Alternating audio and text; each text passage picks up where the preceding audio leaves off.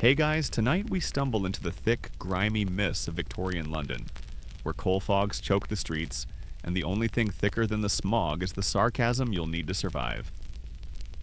Picture this. It's the tail end of the 1800s, and you're standing in the middle of Whitechapel, boots squelching in something you really hope is just mud. Your breath fogs in the cold air, but so does everything else. Welcome to the Great Stink, the fog capital of the world. Visibility? Basically optional. Your chances of making it to bedtime without stepping in horse dung, dodging a pickpocket, or catching a fatal disease? Slightly less than zero.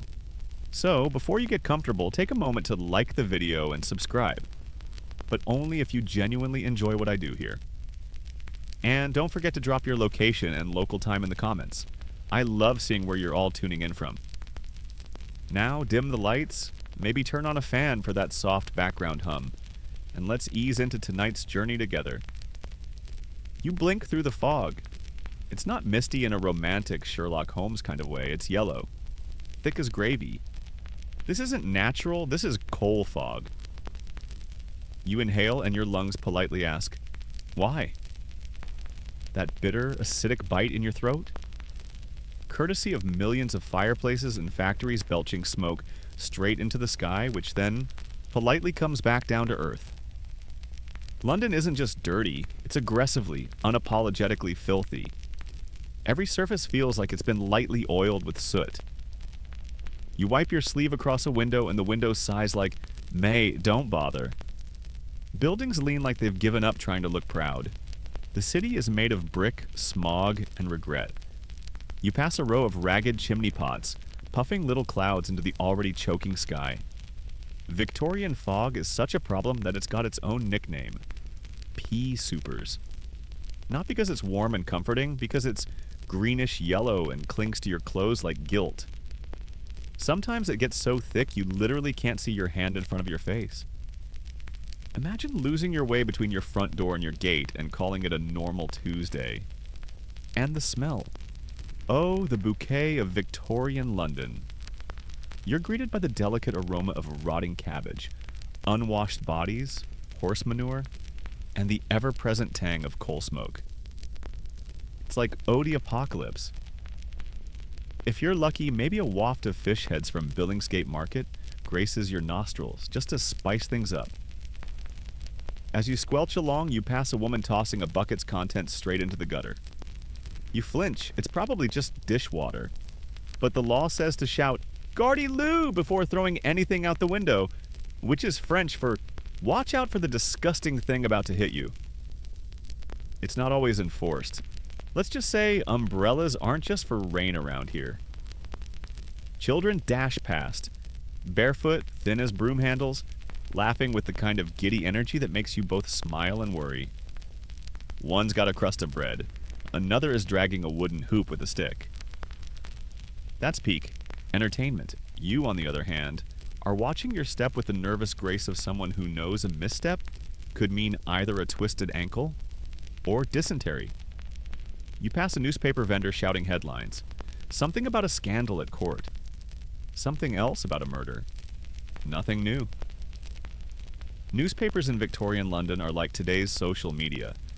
Dramatic, scandalous, and never short on death. There's even a paper dedicated solely to obituaries and crimes. No, it's not satire. People genuinely love reading about death over tea. Historians still argue whether London's smog directly influenced early horror fiction. But walking through this nightmare fuel of a city, you wouldn't be surprised if a coughing vampire or a soot-covered ghoul stumbled out from behind a pub. Speaking of pubs, you duck into one. Not because you want to drink, but because your eyes are starting to water, and your scarf now smells like a chimney. Inside, the air's not cleaner, but it's warmer. A woman with 3 teeth offers you gin. You say yes. It's more polite than asking what the gin is actually made of. Gin, by the way, is everywhere. Some call it mother's ruin. It's cheap, it's strong, and it might actually blind you if the distiller had a loose interpretation of non-lethal. But it's also one of the few ways to dull the constant, grinding stress of poverty and grime. One sip, and you understand why so many folks are swaying down the street with smiles that don't match their lives. Back outside, you keep moving. The buildings are tall and close, like they're conspiring. A lamplighter clambers up to light the gas lamps one by one. It's oddly beautiful, little pops of flame flickering against the encroaching darkness. Gaslight makes everything look softer, more romantic, until you remember it leaks carbon monoxide and occasionally explodes. Classic Victorian style, pretty and deadly. You finally reach a small square where the fog momentarily lifts. A statue of some long-dead general looms overhead, covered in pigeon offerings. A street preacher stands nearby shouting about sin, salvation, and the end of days. You nod. Sounds about right. A horse-drawn omnibus rattles past filled with workers and clerks. Top hats, grim faces, one guy coughing like his lungs are packing up early. You try to board but realize quickly, not enough coins. Instead, you walk again. Your boots are soaked, your scarf's crusted with soot, and your dignity is holding on by a thread. Still, you're surviving. Sort of. Mainstream fact: Victorian London was home to over 6 million people by the end of the 19th century, making it the largest city in the world. Quirky tidbit: Queen Victoria hated the smell of London so much, she refused to stay overnight in the city unless absolutely necessary. Debate? Historians still argue whether the infamous fogs were more a product of natural weather patterns or purely man-made pollution from coal fires. As you push open the crooked door of your tenement building, you take a final wheezy breath of London's infamous atmosphere. You've made it through day one, and you only coughed up a little blood. Not bad, really. You step inside the building and immediately feel the air thicken. Not with warmth, but with a damp, unwashed closeness that smells of boiled cabbage, burnt candles, and desperation. Welcome to your lodgings, or as the Victorian elite might have called it, a charming working-class hovel. Let's not sugarcoat this. You live in a tenement, and not the trendy, restored for Instagram kind. This place is 4 stories of rotting floorboards, mildew-caked ceilings, and shared walls so thin you can hear the neighbor 2 rooms down having a coughing fit. Or maybe they're just dying. Again. Your room, if we're being generous, is slightly bigger than a wardrobe. And yes, that wardrobe joke hits differently when you are the wardrobe. The window is cracked, permanently, and the only light comes from a single candle stub wobbling dangerously in a saucer. You could try to plug up the wind gap with a rag, but that's your pillow. Choices. As you step further in, the floor creaks a warning. A rat skitters past your boot. Not in fear, but in irritation, as if you're the one invading its space. Fair. There's no real furniture. It's just a straw mattress that's seen more tenants than a boarding house ledger. You collapse onto it and immediately regret it. The straw is damp, the sheets are worse, and something just moved underneath. Was it a beetle? A bed bug? Let's go with hope. Try to get comfortable, you do, but then you feel it, the telltale tickle of lice crawling along your scalp. Again, you scratch without dignity. No one has dignity here. Lice aren't a possibility, they're a certainty. The Victorians even had a nickname for them, graybacks. Charming. Everyone has them, rich and poor alike. The difference? The rich could pay someone else to nitcomb their hair. You have a chipped shard of mirror and a dream. You glance up at the ceiling. There's a water stain shaped like Queen Victoria if you squint. Or maybe it's just mold. Either way, it's spreading. The woman next door moans in her sleep, coughing between cries. The thin wall muffles nothing. Behind it, you hear a baby start to wail. That one probably won't make it through winter, you think, and instantly feel awful for thinking it. But that's London. Hope is rationed like firewood. If you're slightly better off, or if your landlord is particularly imaginative, you might be staying in a coffin house. Sounds cozy, right? It's basically what it says on the tin. Wooden boxes, side by side, lined up like sardines. Each bed is a literal wooden crate where you can lie down, knees curled, like you're rehearsing for a future funeral. You get 6 hours before the next poor soul takes your spot. Hope you like spooning strangers. Oh, and don't worry. There's no bedding. You provide your own rag to lie on, and sometimes there's a rope strung across the room, so folks who can't afford the box can lean against it and sleep standing up. Yes, sleeping on a rope. London innovation at its finest. You need rest, but noise is the enemy. Outside, the streets hum with activity. Horses clatter. A nearby drunk sings something about chimney sweeps and broken hearts. And in the hallway, someone's arguing again about stolen bread and who took whose boots. You've heard it before. The boots are always missing. The bread never returns. Mainstream historical fact? In mid-19th century London, it was estimated that over 1/3 of the population lived in slums, with little to no access to clean water or sanitation. Quirky tidbit? Some landlords rented rooms by the quarter hour, perfect for naps, trysts, or strategic weeping. Debate? Historians still argue whether slum living was caused more by population boom or by deliberate urban neglect from wealthier districts. Still, in all this bleakness, there's resilience. Someone sings a lullaby. A woman laughs genuinely through a crack in the wall.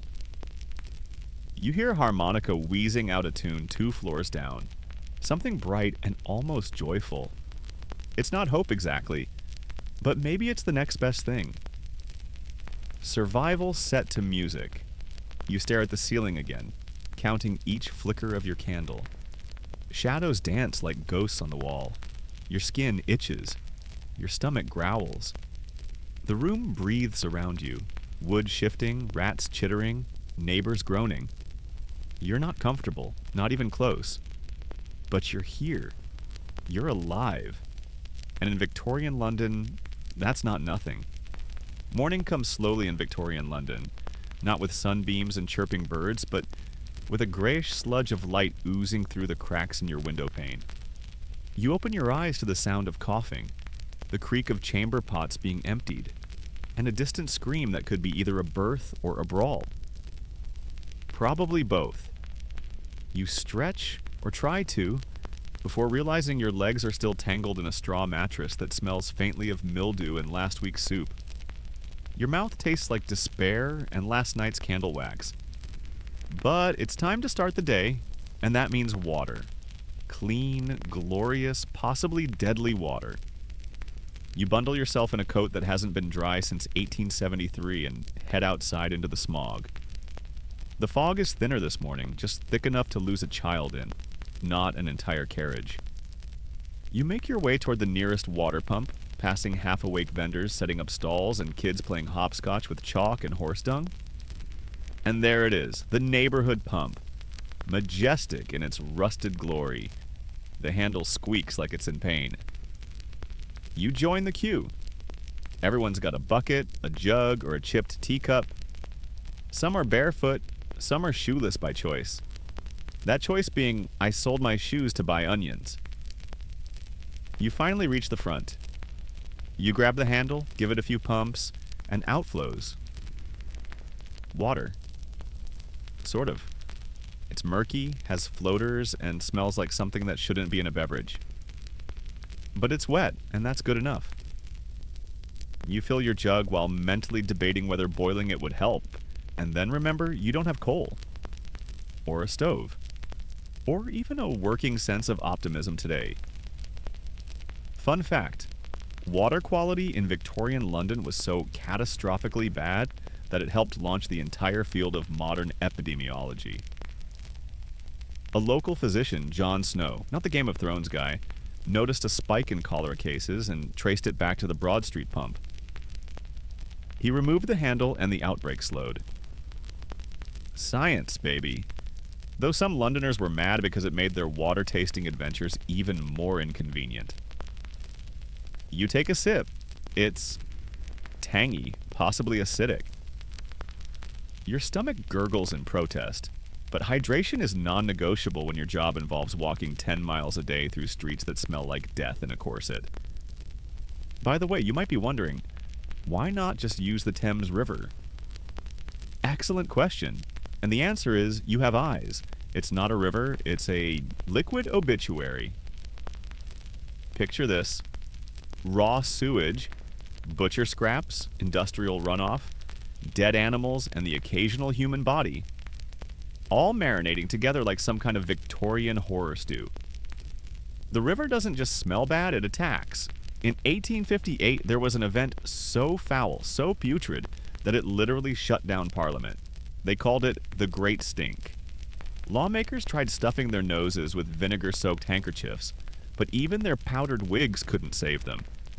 They fled the building and only returned after approving emergency funding for a new sewer system. Talk about policy driven by Pong. Historians still argue whether the Great Stink was a turning point in urban planning or just an embarrassing blip in British hygiene history. Either way, it made clear, you cannot build an empire with a backed-up toilet system. You lug your water home, trying not to spill any. Not because you're clumsy, but because every drop is precious. You're passing the same alleyways again, some quiet, some alive with movement. A boy pees against a wall without breaking eye contact. A dog eats something unidentifiable. You pretend not to see either. Back in your room, you set the water down and immediately spot the contradiction. You're meant to drink this water, cook with it, and wash with it. You shrug. Priorities. You dampen a rag and do your best to wash your face. It's cold. It smells faintly metallic, but it's better than nothing. As you pat yourself dry with a curtain scrap, you hear your neighbor hacking again. Tuberculosis? Possibly. A really intense cold? Also possibly. Either way, everyone in your building is auditioning for the Victorian Philharmonic of chest rattles. Coughing is the soundtrack of the city. Let's take a moment to appreciate the toilet situation. There isn't one. Not in your building, anyway. There might be a shared outhouse out back, if you're lucky. If not, it's the street, a bucket, or whatever nook feels most private. Most folks keep a chamber pot under the bed. It's emptied in the morning, tossed into the street with a half-hearted "Gardy-loo!" and the faint hope no one's passing below. Mainstream historical fact? The 19th century overhaul of London's sewer system by engineer Joseph Bazalgette is credited with dramatically improving sanitation and health outcomes. Quirky tidbit? During cholera outbreaks, some Victorians wore herbal masks, carried pomanders, or even stuffed cloves into their nostrils, like spicy little air fresheners for the soul. Debate? Historians still argue whether early sanitation efforts were more about public health or elite anxiety over lower-class odors. Feeling mostly refreshed, or at least less grimy, you sit by the window with your bucket of not-so-fresh water. Outside, the city groans awake. Factory whistles blow, milkmaids yell, and carriages rattle over cobbles, slick with early morning mystery liquids. You sip from a tin mug, listening to life echo off brick walls and chimneys. There's something oddly poetic about it all, if you ignore the dysentery. You're dirty, tired, and slightly radioactive from whatever you just drank. But you're ready. You survived another Victorian morning. Barely. Breakfast, Victorian style, isn't a cheerful clatter of cereal bowls and sunshine. It's more like a negotiation with your digestive system. You stare into your pantry, which is a polite term for empty shelf, and discover a single heel of yesterday's bread. It's stiff enough to roof a house. You knock it on the table. It answers in Morse code for help. Still, carbs are carbs, so you soften it with a splash of yesterday's water, may its microbes rest in peace, and pretend it's toast. Outside, the street is alive with breakfast vendors barking their wares. The chorus drifts through your cracked window. Hot sheep's pluck, fresh eels, smoking pies. And you can practically smell the lard from here. Your stomach grumbles like a disgruntled landlord, so you sling on your coat and head back into the fog. The first thing that hits you is the scent of griddled kippers mingling with coal smoke. A fishmonger has set up shop on the corner, grilling herrings over a brazier. The fish glisten like they know they're the fancy option. You check your pocket for coins and find exactly 3. 1 bent farthing, 1 halfpenny with a hole in it, and a mysteriously sticky button. Not enough for kippers. Moving on. On the next corner stands a coffee stall, though coffee is stretching it. The vendor scoops a dark liquid from a tin urn, splashes it into a chipped mug, and plops in a hunk of bread to thicken the brew. You're pretty sure the beverage is 40% burnt chicory, 40% grit, and 20% existential dread. You sip anyway. It's hot, which counts as a blessing. Mainstream fact? By the 1850s, London hosted hundreds of street coffee stalls catering to laborers who couldn't afford sit-down cafes, offering bread-soaked coffee for a penny a mug, and revolutionizing the city's grab-and-go culture. The caffeine, or whatever it is, jolts your senses just enough to notice a pie seller trundling past with a wooden tray strapped to his shoulders. He chants eel pies, meat pies, mystery pies. The crusts look golden, the steam enticing, but you remember the rumor that some meat pies contain anything from spoiled beef to, well, the local cat population. You glance around for Mr. Whiskers. Better play it safe. You duck into a grimy alley where a woman named Sally Dripping ladles something called sheep's pluck, a stew of heart, lungs, and diced liver, into tin bowls. It's cheap, hearty, and smells faintly of an abattoir on a summer's day. You hand over your dented coins, and she scoops you a portion the color of regret. You blow on it, take a bite, and it's surprisingly edible. Chewy, peppery, and salty enough to make you pucker like a lemon tester. But warm calories are warm calories. Across the alley, a baker is hawking seconds bread, loaves adulterated with chalk to make them whiter. The Victorians adore a pale crumb. You adore not eating chalk. But the price is so low, your purse sighs in relief. You buy half a loaf and pretend you're getting dietary calcium. Balanced diet achieved. Quirky tidbit? Some enterprising cooks sold pea soup fog in jars. Basically split pea soup marketed as the same color as the London air. Victorian humor, ladies and gentlemen.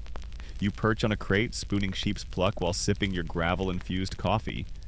A passing costermonger pushes a barrow full of oranges, exotic fruit from Spain, and offers you one for a halfpenny. You decline. Vitamin C is great, but you need rent money more than scurvy prevention right now. A scrawny newsboy sidles up shouting about a fresh scandal, something involving a duchess, a telegraph operator, and an inconvenient fainting couch.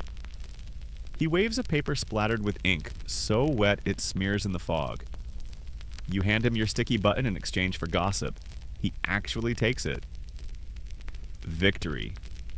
While you read, a horse snorts nearby, then unloads yesterday's oats onto the cobbles. A passing dog investigates. You decide you're suddenly full. Time to consider self-catering. You head for the communal kitchen in your building. Really just a fireplace with a rusted pot. Fuel is scarce, so residents take turns burning whatever they can scavenge. Wood scraps, coal dust, sometimes old shoes. Leather adds a certain smoky bouquet. You add your bread chunk to the pot with water, a pinch of salt borrowed from a neighbor, and if you're feeling fancy, an onion skin for color. Congratulations! Panada, the culinary equivalent of wet cardboard, but it fills the corners. Historians still argue whether the widespread adulteration of Victorian food was a consequence of lax regulation or sheer consumer demand for cheaper fare. Either way, you now possess bread that doubles as chalk paint. You share the panada with Mrs. O'Malley from downstairs. She trades you a sliver of bacon rind she's been saving. Into the pot it goes. Suddenly it tastes almost good? You both laugh at the absurdity. A neighbor pops in with a leftover potato, eyeing your stew like it's haute cuisine. You're basically hosting London's saddest potluck. Humor break number 1. You comment, if Gordon Ramsay ever time traveled here, he'd scream himself straight back to 2025. Mrs. O'Malley wheezes, success. Outside, bells toll 8 o'clock. Factory whistles answer. Breakfast hour is closing and the workday begins. But before you rush off, you pause to savor a rare treat. Treacle. Thick, dark syrup left over from sugar refining. You drizzle a spoonful onto your bread. It oozes like slow lava and tastes of smoky caramel happiness. For 5 glorious seconds, life is sweet. Then the spoon sticks to your teeth and you remember dentistry costs money. Mainstream historical fact number 2. The 1860 Food Adulteration Act was Britain's first attempt to curb the rampant practice of bulking out food with everything from sawdust to red lead, though enforcement lagged for decades. You pack the remaining crumb of chalk bread into a cloth and slip it into your pocket for lunch. Fuel for later, flavor optional. On your way out, you nearly collide with a delivery boy hauling an enormous jug of beer, because low-alcohol small beer is safer than water. You take a swig offered in camaraderie. It's weak, flat, and vaguely sour, but compared to cholera, it's champagne. Humor break number 2. You pat the jug and quip, breakfast of champions, if the champion is Ricketts. The boy snorts so hard beer fizzes from his nose. As you step back onto the street, you pass a posh carriage. Inside, a gentleman in top hat and polished boots sits slicing a kedgeree of rice, fish, and eggs. Extravagant, fragrant, expensive. He catches your eye and shrugs like, tough break, friend. You consider mooning him, but remember, public indecency laws are enforced with surprising enthusiasm. Instead, you offer a sarcastic salute. The carriage rolls. On you. Head toward the factory. Your stomach's fuller than usual, but it rumbles in protest, already turning chalk bread into something approximating building material. You burp discreetly, tasting treacle and existential doubt. Breakfast may be over, but digestion is only just beginning, and your gut is about to embark on an archaeological dig through sheep organs, burnt chicory, and powdered gypsum. Humor break number 3. You mutter to yourself, if archaeologists uncover me centuries from now, they'll think Victorians were filled with concrete. A passing stranger chuckles, replying, mate, we are. Mainstream historical fact number 3. By 1870, the average working-class Londoner spent about 3/4 of weekly income on food, yet malnutrition remained rampant due to the poor quality of cheap provisions. Quirky tidbit number 2. Some taverns served mock turtle soup made from calf's head, flavored with green food coloring so patrons could pretend they were eating exotic turtle. Fancy and frugal. Debate number 2. Historians still argue whether fish and chips originated with Sephardic Jews in the East End or with Belgian immigrants frying potatoes. The only certainty is its rise as the ultimate Victorian takeaway. You tuck that thought away for later. Fried fish sounds heavenly, even if the fish occasionally swims suspiciously close to chemical runoff. For now, you pull your coat tight, step around an early puddle of who knows what, and march toward daybreak's grindstone, fortified by regret, treacle, and just enough caffeine-like substance to keep your eyes open.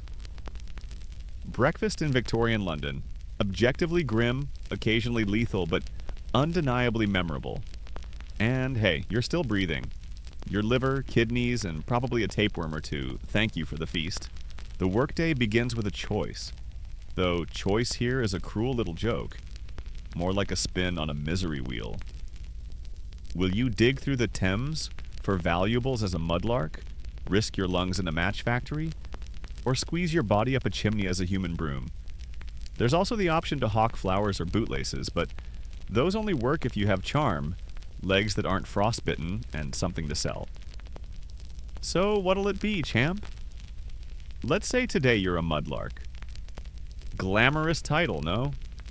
It means you trudge through the sludge and filth of the riverbanks during low tide, searching for anything remotely valuable.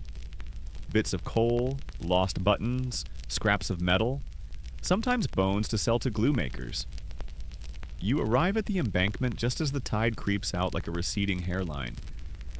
It leaves behind a foul cocktail of sludge, dead rats, and mystery items you really hope are just logs. You roll up your sleeves and get to work, your boots squelching in the thick mud. Every scoop with your trowel brings up a treasure or a disappointment, and most often, it's disappointment.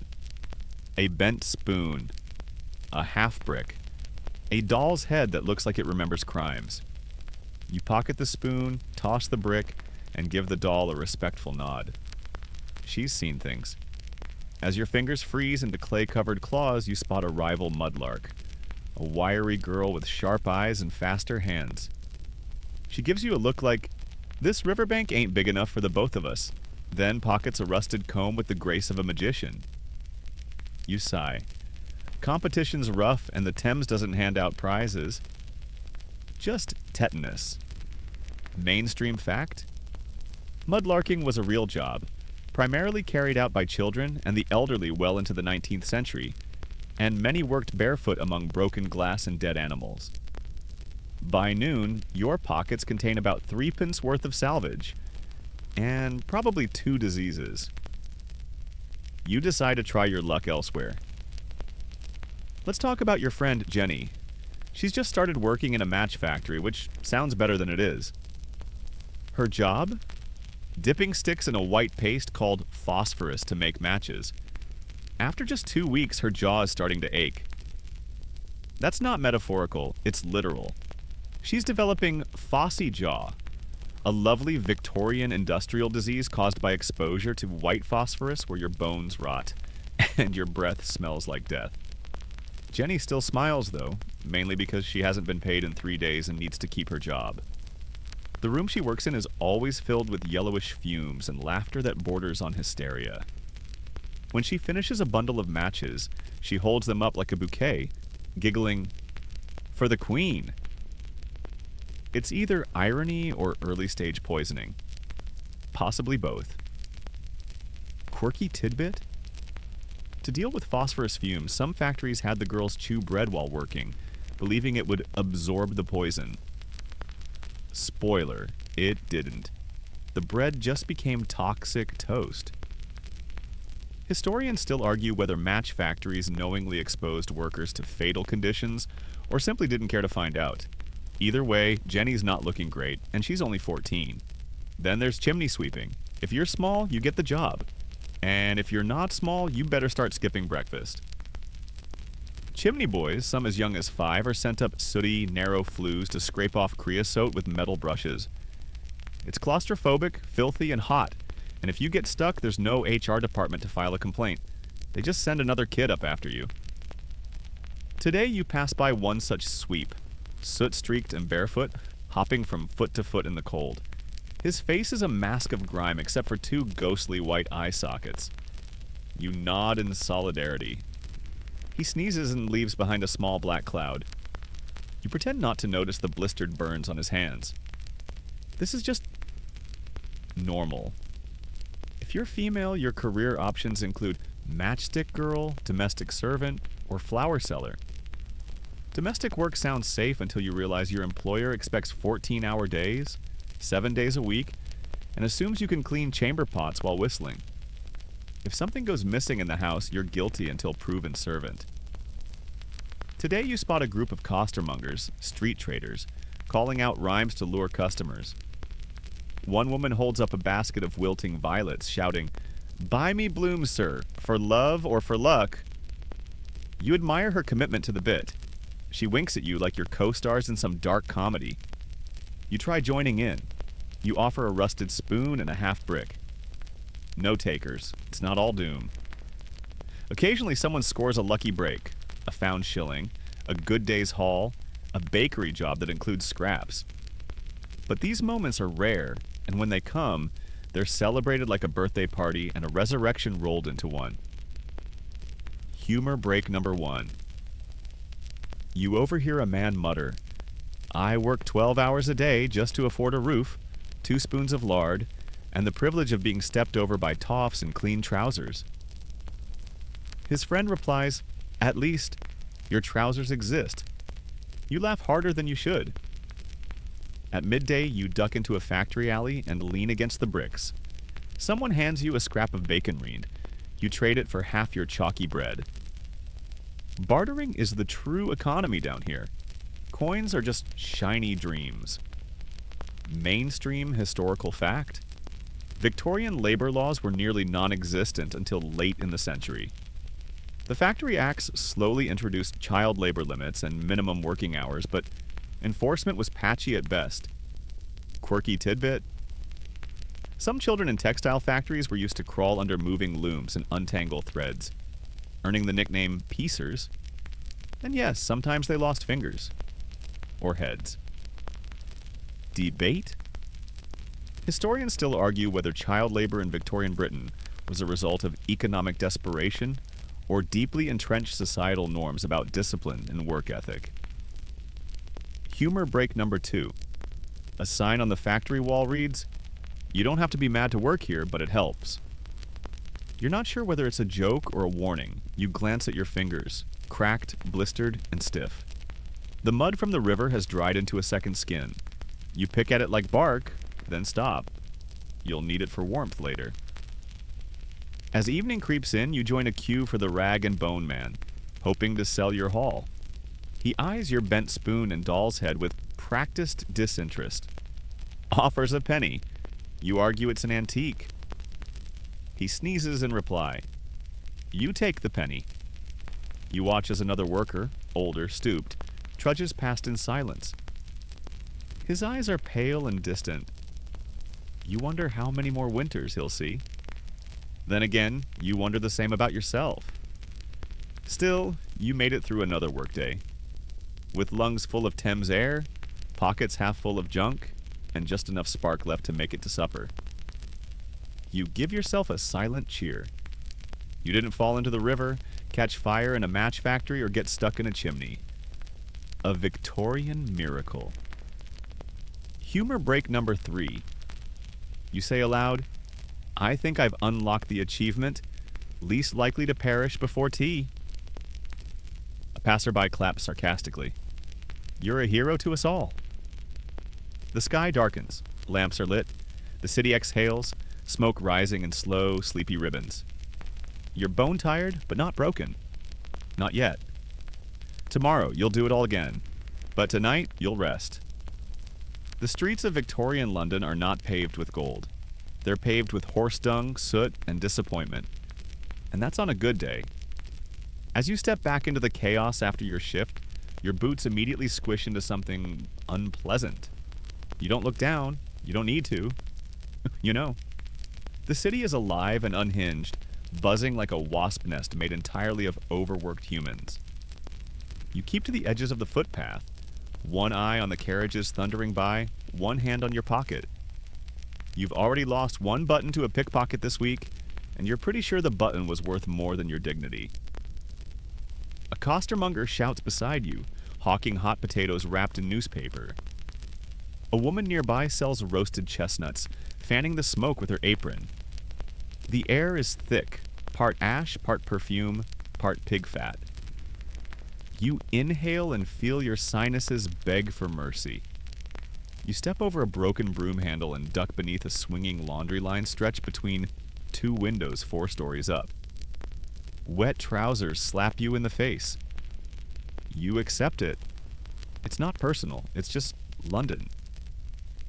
As you round the corner, a cabman nearly clips your elbow with his whip. "Out of the way," he barks, as if you're the one trespassing on his cobblestones. You mutter something under your breath. PG-13, don't worry, and continue trudging. The roads are slick with everything. Rainwater, yes, but also droppings from the thousands of horses that pull carts, carriages, and omnibuses across the city every hour. If you're lucky, the muck only comes up to your ankles. If you're not, you slip. And if you're really unlucky, you fall face first and become part of what the Victorians jokingly called pavement stew. Mainstream fact? It's estimated that in the mid-1800s, London's horses produced around 1,000 tons of manure a day. That's not a typo. That's a natural disaster. To manage the chaos, crossing sweepers station themselves at busy intersections. Their job? Clear a clean path across the street. For a fee, of course. They wield little brooms with all the dignity of knights wielding swords, ready to slay the dragon that is horse poop. You drop a farthing into the nearest boy's tin and cross the relatively clear section with only minor splashes. Quirky tidbit? Some of these sweepers became local celebrities, known for their punctuality, sass, or flair. One even had a top hat and insisted on being called Lord Muck. Everywhere you turn, someone's running a hustle. A blind fiddler plays a sorrowful tune while his blind dog eyes your lunch. A man with no legs glides past on a wheeled board, expertly navigating the crowd with a stick and a smile that hides 100 heartbreaks. A woman sells lacework made of string and patience, while a child dances for coins, her feet red from the cold. You pause near a public urinal, one of the newer cast-iron structures installed for the convenience of men.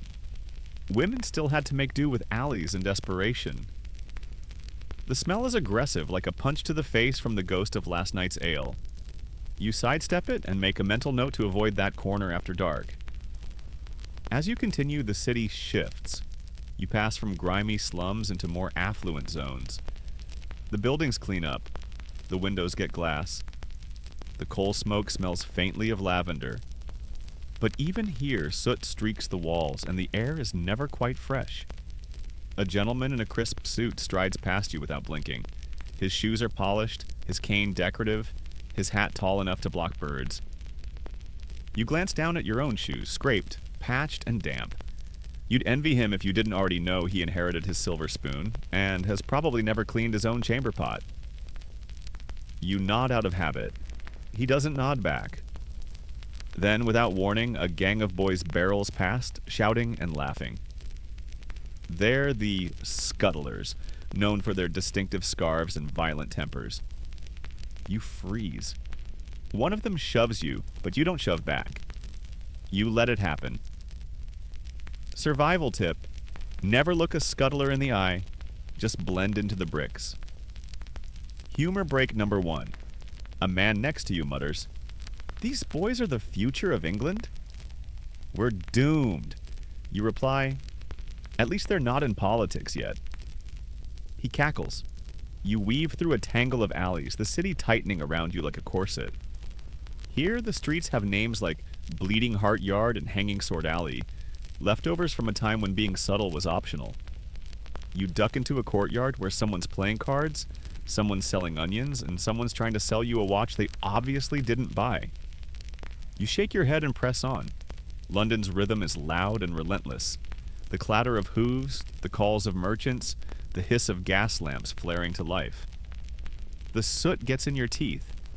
Your eyes sting. You rub your sleeves across your face and leave behind a new kind of war paint. Mainstream historical fact?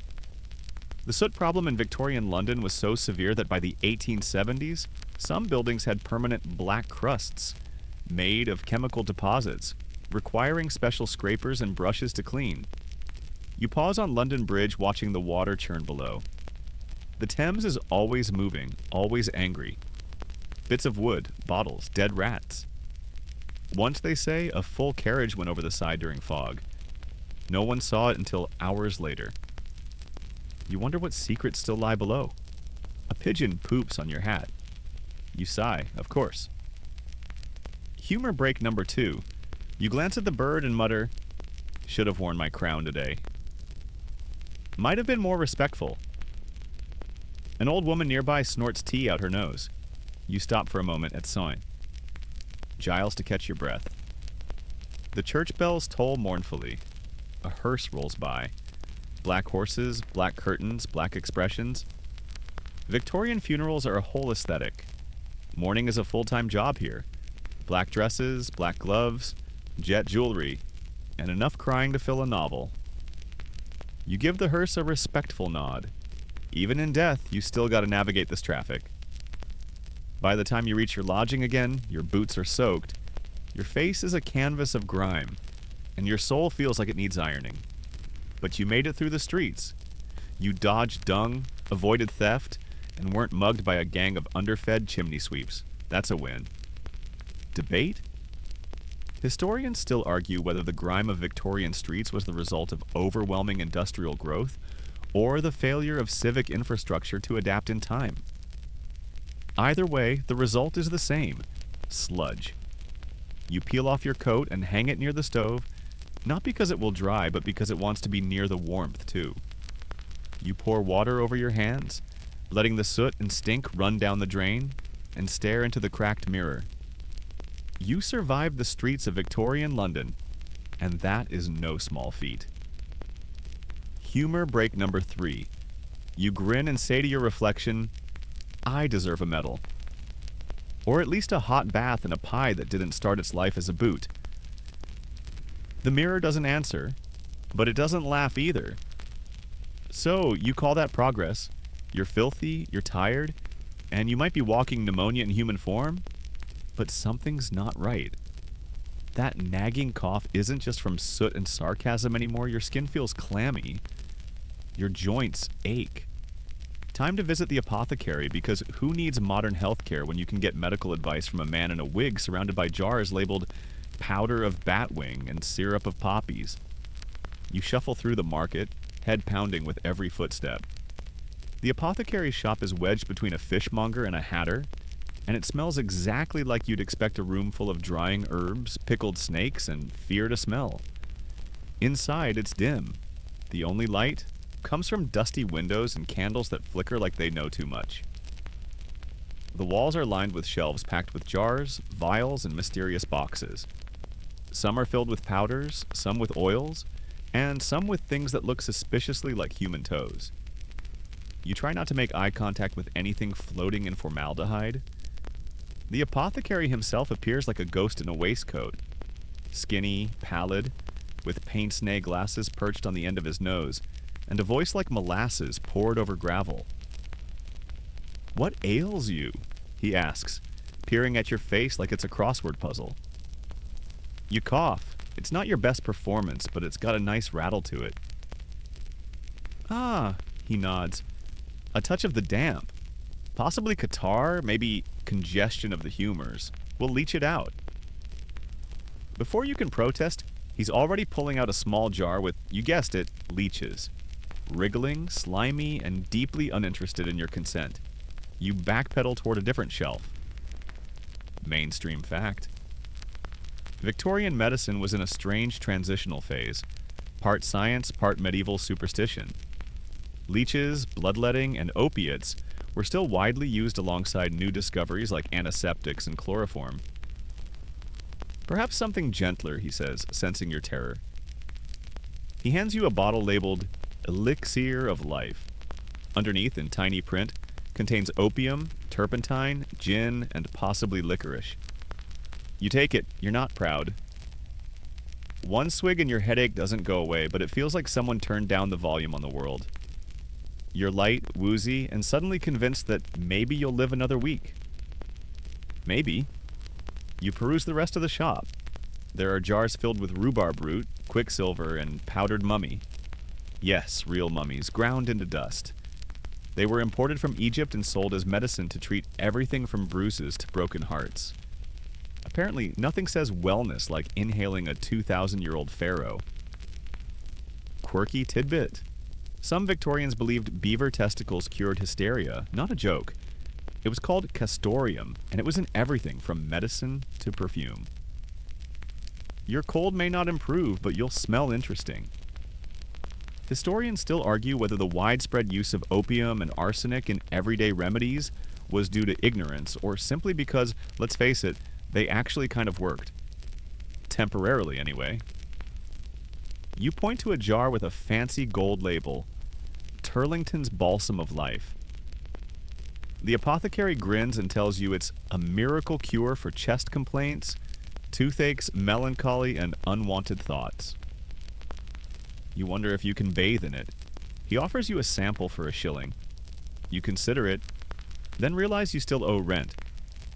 You settle for something cheaper, a packet of cough lozenges made from treacle and opium, and a little satchel of herbal poultice that smells like wet hay and sadness. He also throws in a bottle of electric nerve drops, which definitely contain more alcohol than science. Humor break number 1. You ask if he has anything for existential dread and mild lice. He thinks for a moment, then offers you gin. As you head for the door, you notice a corner display. Snake oil, advertised as guaranteed to increase vitality and attract admiration. A woman next to you grabs 2. It works, she winks. My third husband swears by it. Or he would if he were still breathing. Outside again, you feel off balance. It's the opium, or the gin, or the realization that half of what you just bought might be more dangerous than the illness itself. But there's comfort in the ritual. For all its flaws, the apothecary provides a sense of doing something. A sense that illness isn't just a punishment from above. It's something you can fight with jars, tinctures, and the occasional pinch of powdered toad. Mainstream historical fact. In 1868, the UK Pharmacy Act finally began regulating who could sell potent medicines like laudanum, alcohol, and opium, though many apothecaries still sold unregulated remedies under the table. Back at home, you light a candle, mix your drops into a cup of water, and sip slowly. It tastes like regret and elderberries. The poultice steams gently on your chest like a soggy herbal pancake. You lie back, dizzy but calm. Humor break number 2. You mutter, if this kills me, at least I won't have to go to work tomorrow. Your neighbor coughs through the wall and replies, same. Even your dreams are drugged. You float through visions of flying tea kettles, talking cats, and Queen Victoria doing the can. You wake up to find you've drooled on your mattress. It's still damp, but at least you feel marginally better, or too dazed to notice you don't. You roll over and stare at the medicine bottles on the floor. How many did you take? Are you glowing? You check your hands. Nope. Still filthy. Still London. Humor break number 3. You grab the cough lozenges, pop one in, and grimace.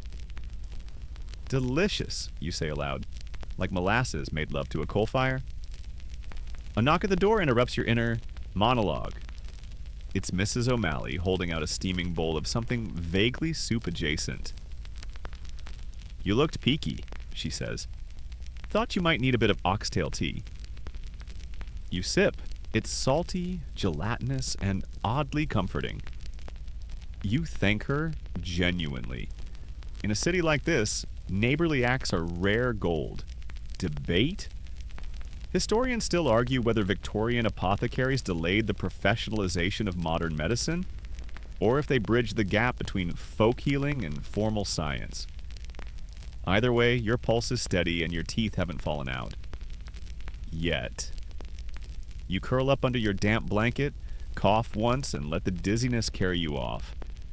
Your lungs still rattle, your chest still burns, but at least now you've got lozenges, snake oil, and just a hint of Victorian optimism coursing through your veins. Who needs antibiotics when you've got powdered mummy and positive thinking? Night has fallen. Not that you'd notice right away in Victorian London, between the fog, the soot, and the gas lamp glow. The line between day and night is more of a suggestion than a rule. But the streets have changed. There's a new energy now, one that hums with mischief, desperation, and gin. This is the city after dark, the city of ladies and gentlemen of the night. You step outside and feel it immediately. The cold is sharper, the fog thicker. Sounds echo differently. Lighter footsteps, closer whispers, laughter that never quite feels safe. By day, people labor. By night, they gamble, drink, flirt, beg, barter, and vanish. You head east into the bowels of Whitechapel, where the gas lamps flicker, like they're afraid to look too closely. On every corner, a gin palace spills laughter and lantern light onto the cobblestones. Inside, women in cheap lace and too much rouge hold glasses of mother's ruin like they're chalices. Their laughter is too loud. Their eyes too tired. You know the look. It's the same one you wear when your hope is duct taped together with sarcasm. Mainstream fact? Gin palaces exploded in popularity in the 1830s and 40s. Ornate, overlit pubs that offered cheap, potent gin to the working classes. They were equal parts bar and beacon. You push open the door to one and the heat and noise slap you like a well-dressed insult. The wallpaper peels, the chandeliers drip wax, and the bar smells like spilled liquor and tears. A pianist bangs out a tune with more enthusiasm than talent. You grab a drink, if only to warm your fingers, and nurse it like a secret. To your right, two men argue over a spilled pint. One of them's already missing a few teeth. The other has a knife, but it's only for show. Probably. A woman named Clara sits beside you, fiddling with her garter. You working or watching? She asks, not unkindly. You smile. Just surviving. She nods like she understands. You step back outside. The air hits different now. More tense, more charged. You hear the whispers before you see the women. Streetwalkers leaning against walls or standing beneath lamplight. Lips painted, eyes hollow. They're not coy. They're not romantic. They're working. And they have rules. No kissing, pay first, no drunks. They're firm because they have to be. The streets are cruel. Clients vanish without paying. Coppers harass them, and worse, far worse, sometimes someone doesn't come back. You hear their slang, fancy man for a pimp, crib for a rented room, nose rag for a handkerchief. Language as armor, wit as survival. Quirky tidbit? Some brothels had printed menus with services, rates, and even testimonials. Think of it as Yelp for sin, with fewer stars and more typhoid. You pass a crumbling building with a red curtain in the window. A door opens. Inside, candlelight flickers over a velvet chaise. A man steps out, buttoning his coat, not meeting your eye. You don't judge. Survival is a currency, and everyone's exchanging something. Historians still argue whether Victorian prostitution was a symptom of economic despair or a form of agency within rigid social structures. The truth, as always, lies somewhere in the fog. Further down, a gang of boys rolls dice in an alley. One of them, maybe 12, has a bottle of gin half his size. He grins as he swigs it like it's holy water. Another stumbles past, trying to sing a sea shanty with his arms around a coal cart. You wonder where their mothers are, or if they had mothers to begin with. Humor break number 1. A drunk man mistakes a lamppost for his wife and tries to apologize. Loudly. You pause long enough to hear, "I swear, Margaret, the gin meant nothing," before moving on. Then you hear it. The low hum of singing, not cheerful, but eerie. A woman stands alone, her voice haunting, like a lullaby sung to ghosts.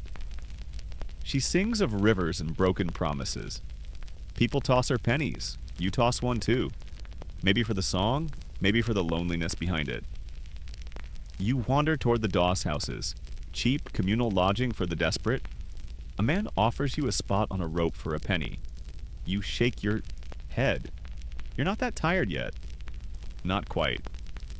You duck into a music hall instead, where for tuppence you can see dancing girls, bad comedians, and maybe someone dressed as Napoleon doing bird impressions. The crowd hoots. The beer is warm. You laugh because everyone else does. Then you slip out before they pass the hat around. Humor break number 2. A sign reads, "Please do not feed the performers." Someone has already stuck a herring in the pianist's coat pocket. You pass through Soho, where the nightlife sharpens. Gentlemen with fine coats walk arm in arm with ladies of uncertain status. A man in a feathered hat sells absinthe from a cart. A woman performs tarot readings by candlelight. You catch glimpses of masked faces, secret stairways, and conversations that end in silence. You almost forget it's a city of suffering. Almost. Then you turn a corner and see a girl huddled beneath a stairwell, no older than 10, asleep with her arms around a cold biscuit. And just like that, the glamour peels away. Mainstream historical fact? It's estimated that during the late 1800s, there were over 8,000 registered prostitutes in London, and countless more who went uncounted, especially children forced into the trade by starvation. Quirky tidbit? One of London's most infamous brothels, Crockford's, doubled as a gentleman's club, where MPs, lords, and celebrities gambled, drank, and debated politics between visits to upstairs rooms. Debate? Historians still argue whether the 19th century rescue missions to save prostitutes were genuine reform efforts or just moral grandstanding that did more harm than good. You sit on a stoop, watching the city breathe. Somewhere a cat yowls. Somewhere else a bottle breaks. Laughter fades into coughing. A gas lamp sputters and goes dark. Night doesn't fall in London. It settles like dust, like a judgment. Humor break number 3. A passing drunk hands you a flower, whispers, "For your inner radiance," then falls asleep on his own feet. You consider framing it. Eventually, you rise and head home. The gin has worn off. The music has stopped. The fog has thickened. But your feet know the way. They've walked this path before. And they'll do it again. Victorian London by night. Equal parts seduction, sorrow, and survival.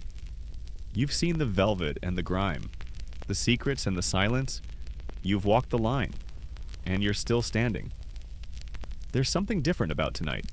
The air is heavier, the shadows are longer. Even the gas lamps seem nervous. You hug your coat tighter and quicken your pace. East London doesn't feel safe. Not that it ever really does, but this is something else. You've heard the whispers all day. Everyone has.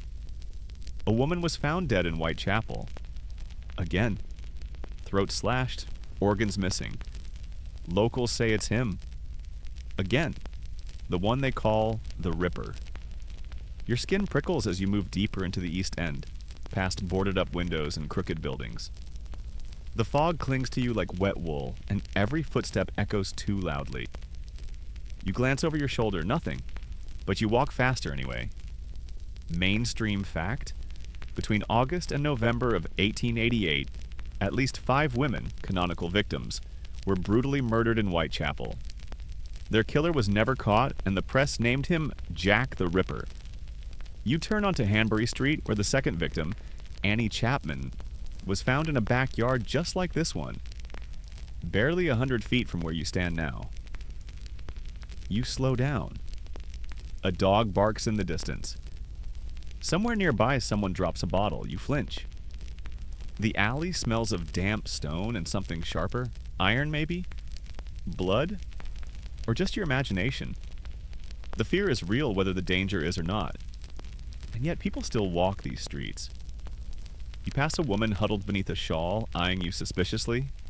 You nod. She nods back. In another life, maybe you'd chat. But tonight, no one lingers. Not in Whitechapel. Not now. You spot a cluster of bobby helmets at the far end of the street. Police. 2 stand near a lamplight, muttering under their breath, clearly unnerved. One is clutching a handkerchief over his mouth.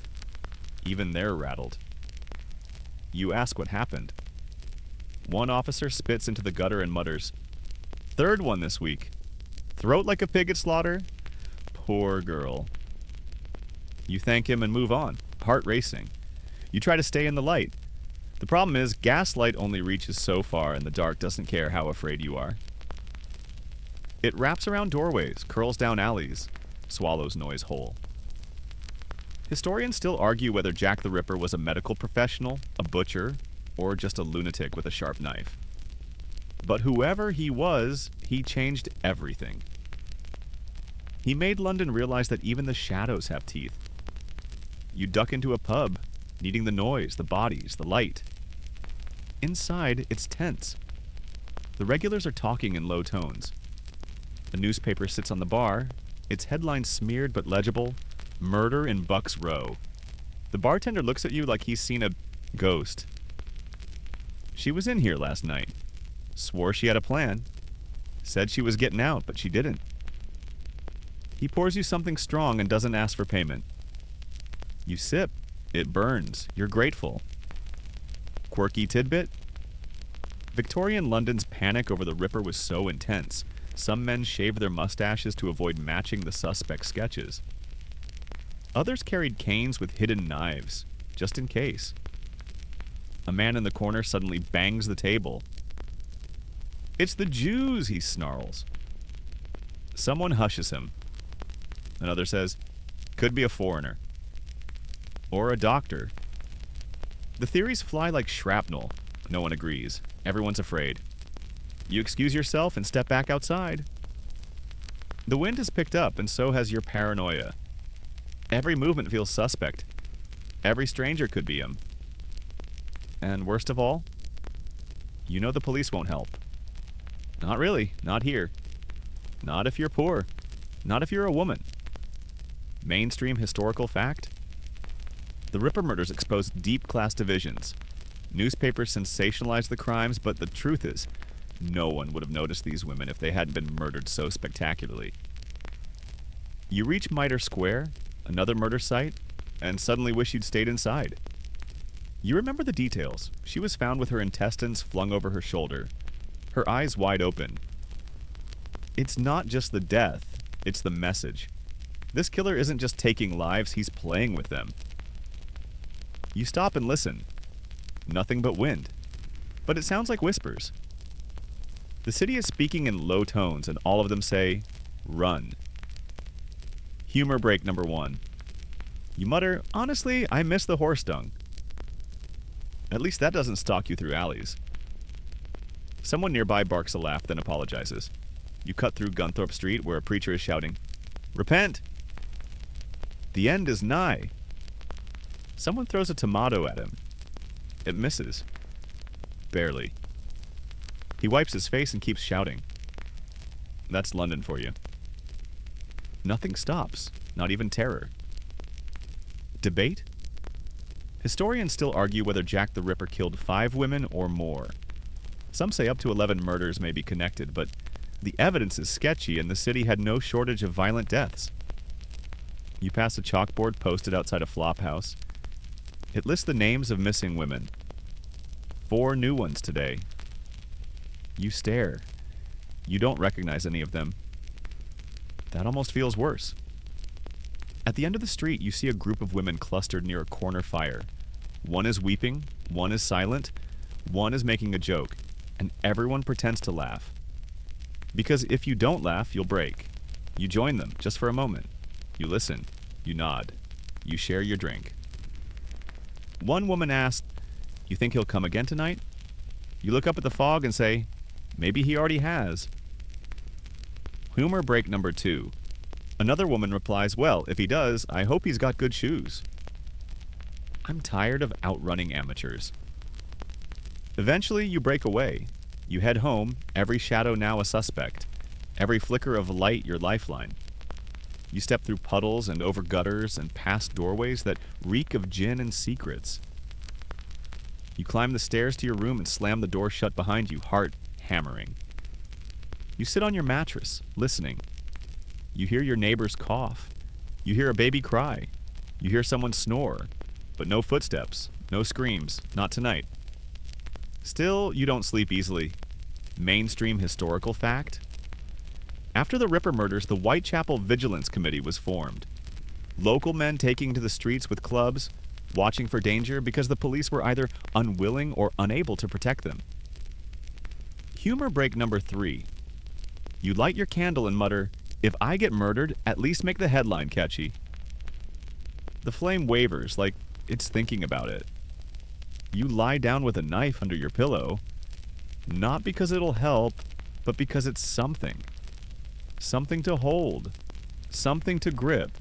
Something to believe in.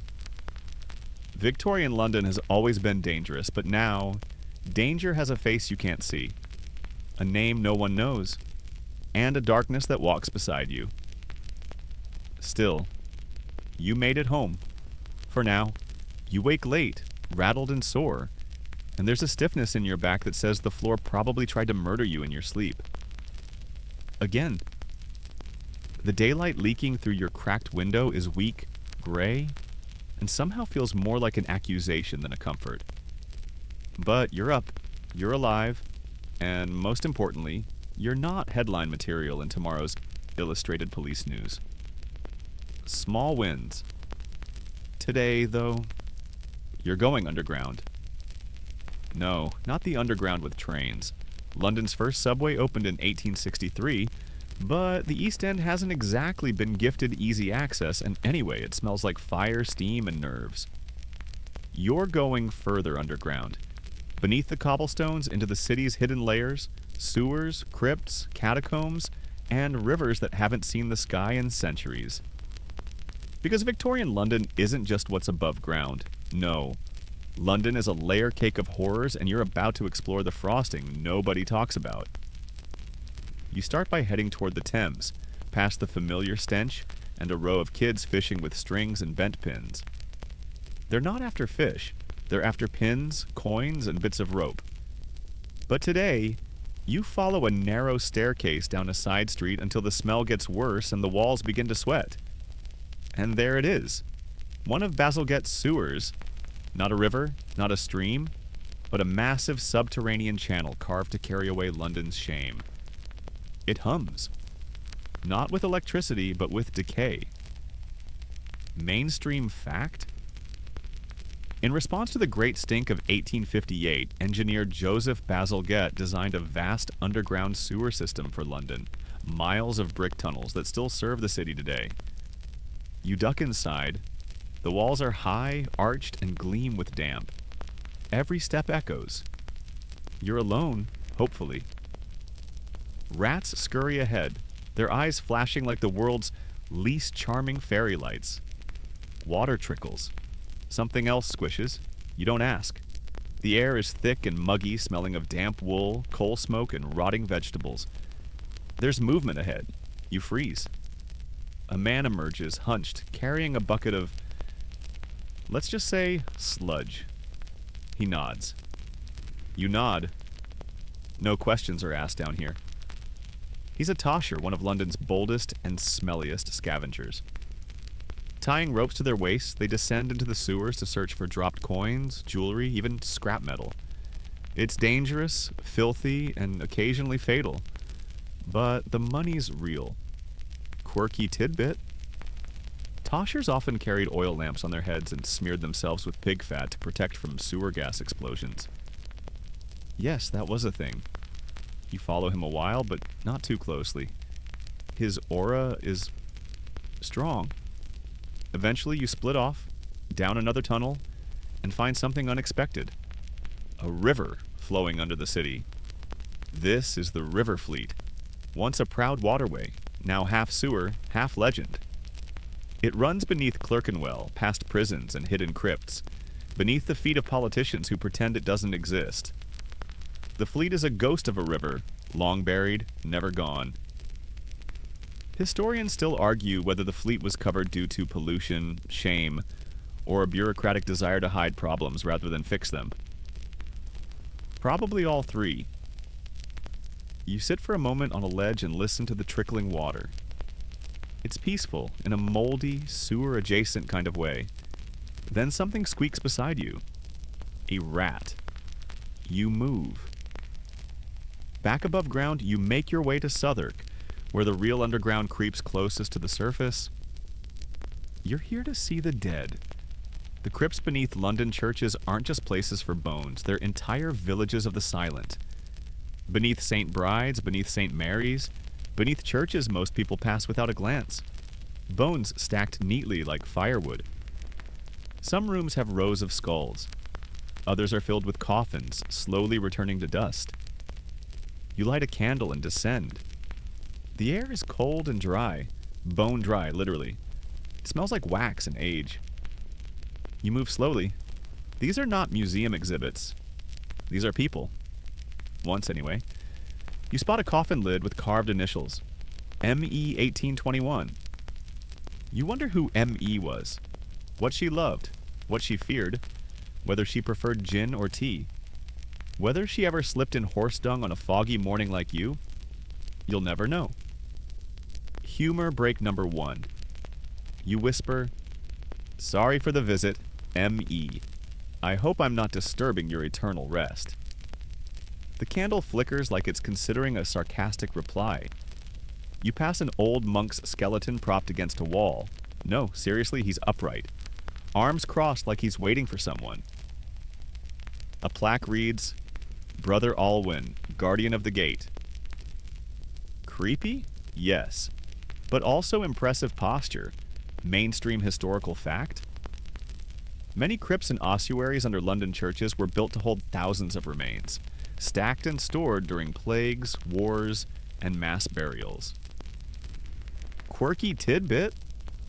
In some cases, Victorians hosted dinner parties in crypts because what's more memorable than a candlelit meal surrounded by ancestors? As you emerge into the fading light, the streets feel almost bright. Almost clean. You've seen the city's underbelly, and it has changed you. Just a little. You walk differently now, lighter on your feet, more aware of what lies beneath. You pass a manhole and hear something. Could be a rat. Could be a tosher. Could be London clearing its throat. You glance behind you, just in case. You pass a bakery, the smell of warm bread pulling you back into the world of the living. You consider buying a roll, but your hands still smell faintly of sewer brick and antique bones, maybe later. Humor break number 2. A nearby vendor says, "Try our fleet pie, named for the river." You blink. Is that a joke? He grins. Depends if you find bones. As you head home, the city shifts around you. The people on the streets have no idea what's beneath their feet. They walk above bones, rivers, and legends. You do too. But now, you know. Debate? Historians still argue whether London's buried rivers should be restored, rerouted, or simply respected as untouchable relics of a city too old to change. You cross a bridge and look down at the Thames. It flows like always, carrying secrets. You nod at it as if to say, "I've seen your basement." Humor break number 3. You mutter, "If I disappear tomorrow, tell people it wasn't Jack the Ripper. It was the River Fleet. It wanted me back." No one hears you, but the wind picks up. Coincidence, probably. By the time you reach your tenement, the sky is dark again, and your feet are tired. You've walked in darkness, real darkness, and come out the other side. You strip off your clothes and scrub your hands for what feels like an hour. They still smell like candle wax and something ancient. You lie down and close your eyes, and the last image you see isn't your room or the city. It's a skull in a crypt, smiling a little like it knows you better than you know yourself. Sleep doesn't come easy after you've made eye contact with a skeleton. Still, morning arrives, as always, damp, gray, and smelling faintly of boiled onions. You shuffle out of bed with the grace of a dropped sack of coal. Your back hurts, your head aches, and your clothes are still drying from yesterday's sewer adventure. But it's a new day, and you've got something important to study now. The fine art of being properly Victorian. Because if you're going to survive Victorian London long term, you'll need more than boots and a sharp eye. You'll need etiquette, mannerisms, a delicate sense of when to cough into your sleeve and when to die quietly. The Victorians love rules. They love being proper, and they love judging you when you get it wrong. You begin your lesson in body language because speaking out loud is risky, especially if you don't have the right accent. Eye contact? Yes, but not too long. Hands? Neatly folded if idle. Touching? Absolutely not, unless it's a handshake, and even then, treat it like you're shaking hands with a skittish squirrel. Mainstream fact? By the mid-19th century, etiquette books were flying off shelves, teaching everyone from upwardly mobile middle-class clerks to newlywed women how to act civilized in public.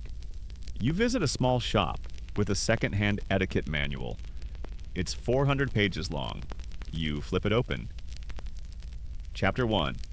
How to sit without causing a scandal. Chapter 2.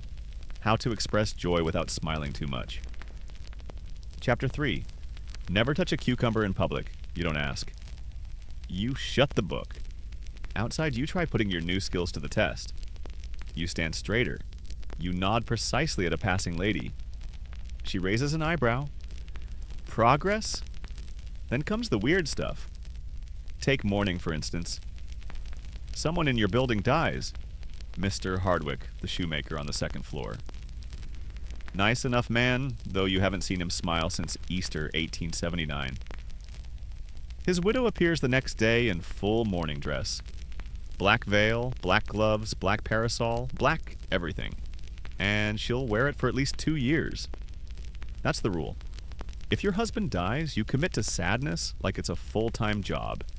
You're not allowed to wear colors, not allowed to laugh. You must decline parties. You are, in essence, a fashionable ghost. Quirky tidbit? Mourning fashion was so rigid that entire industries existed to support it.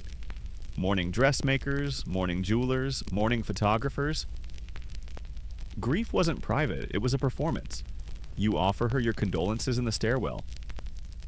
She thanks you with a curt nod and whispers, "He hated onions." You nod in agreement. That feels like the correct social ritual. Later, you visit a middle-class home as part of a cleaning job. You're there to scrub the floors, but you're also observing.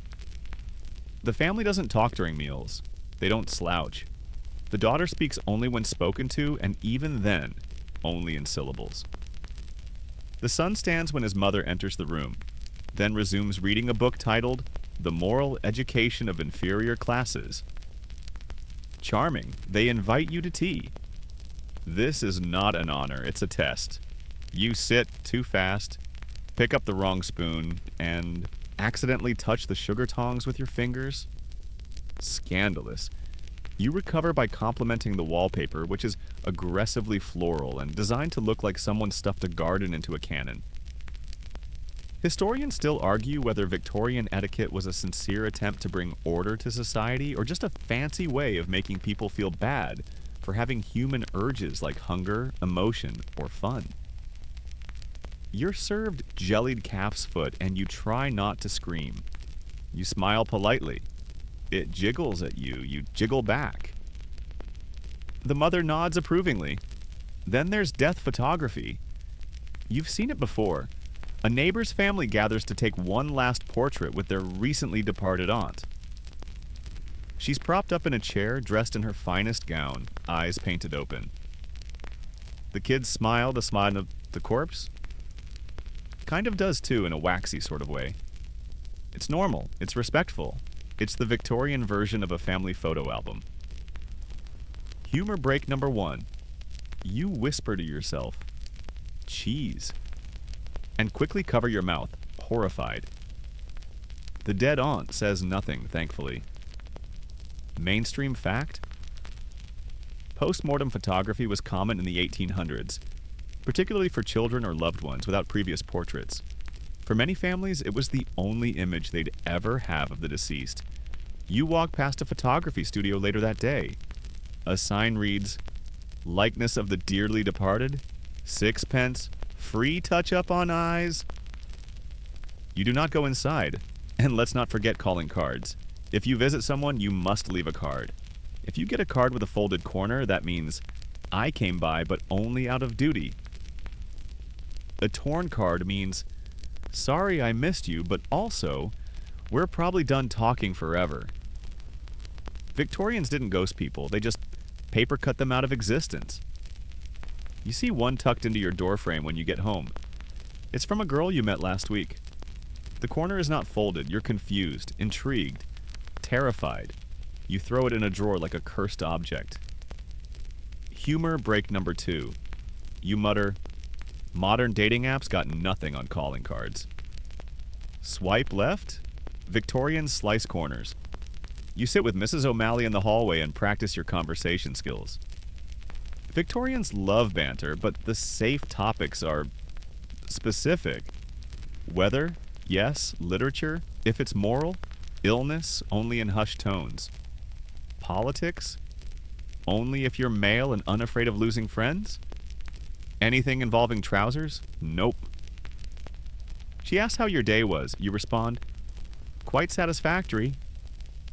The bones were well stacked, and the calf's foot gelatin remained mostly stable. She howls with laughter. You passed the test. Debate? Historians still argue whether Victorian etiquette was a tool of social cohesion or a method of gatekeeping, allowing the upper and middle classes to distinguish themselves from the rough working poor. You look down at your hands, scraped, cracked, marked by chimney soot and river grime, and you realize you can learn the rules, you can mimic the manners, but this world was not built for you. Still, you're in it. You straighten your back. You practice walking with a book on your head. You try to eat soup without slurping and fail spectacularly. Mrs. O'Malley claps. Humor break number 3. You write a fake etiquette rule in your journal. One must always curtsy before scratching lice unless the lice are of noble birth. Victorian life is full of contradictions. Soot and lace, silence and secrets, manners and madness. But the rules, they keep the chaos at bay, or at least give people the illusion that someone, somewhere is in charge. You blow out your candle. Your room is cold, but your posture is excellent. You lie down carefully, hands folded like a corpse. Just in case someone's photographing you later, you awaken to music. Not the delicate trill of a violin or a polite piano solo, but the sound of someone drunkenly humming "God Save the Queen" while thumping a tin bucket for percussion. It's coming from somewhere outside your window, which, by the way, now has a cracked pane you don't remember cracking. Today, you're going to dive into the real lifeblood of Victorian survival: entertainment. Because in a city that constantly smells like burning onions and existential dread, people need something to look forward to besides death and laundry day. And what they get is a glorious buffet of the bizarre, the hilarious, and the slightly alarming. You begin your cultural journey at the Penny Gaff, a kind of low-budget theater crammed into a converted stable or warehouse. It costs, you guessed it, a penny. That's all you can afford anyway. You wedge yourself into a crowd of factory boys, chimney sweeps, and one woman who might be asleep or might be dead.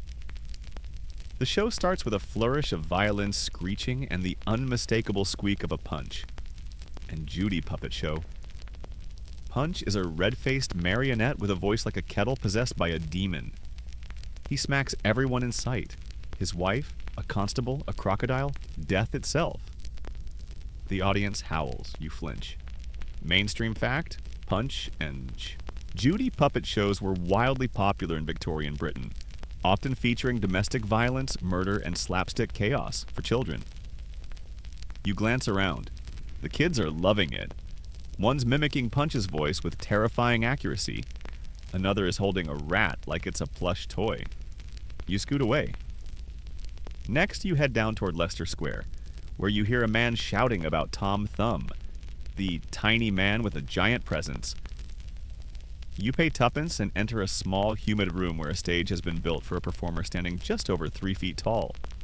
He's witty, sharp, and charming as anything. You laugh genuinely.